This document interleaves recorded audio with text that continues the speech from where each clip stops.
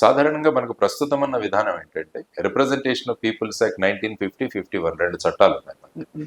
అందులో 51లో ఏం చెబుతుందంటే ఎవరైనా వ్యక్తికి 2 సంవత్సరాల శిక్ష పడితే ఆ వ్యక్తి 6 సంవత్సరాలు ఎన్నికల నుంచి దూరంగా ఉండాలి. అంటే 2 ఎలక్షన్ 6 సంవత్సరాలు అంటే అందులో 2 ఎలక్షన్లు అంటే 10 సంవత్సరాలు బయట ఉంటాడు. సో అది చట్టం. కానీ ఏమవుతుందంటే వీళ్ళ మీద వేసిన కేసులు 10, 20, 25 సంవత్సరాలు నడుస్తూనే ఉన్నాయి.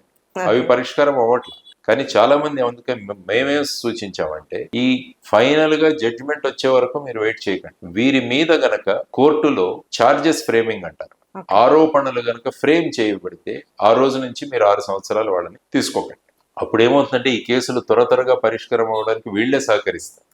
ఇప్పుడేంటి ఎంత డిలే అయితే అంత హాయిగా ఉంది. కాబట్టి ఈ విధంగా చిన్న మార్పు కనుక మనం తీసుకురాగలిగితే if charges are framed against somebody then he will not be eligible for contesting for 6 years. కొంతమంది ఏమంటున్నారంటే ఒకసారి శిక్ష పడిన తర్వాత ఇక వాళ్ళని పర్మనెంట్ గా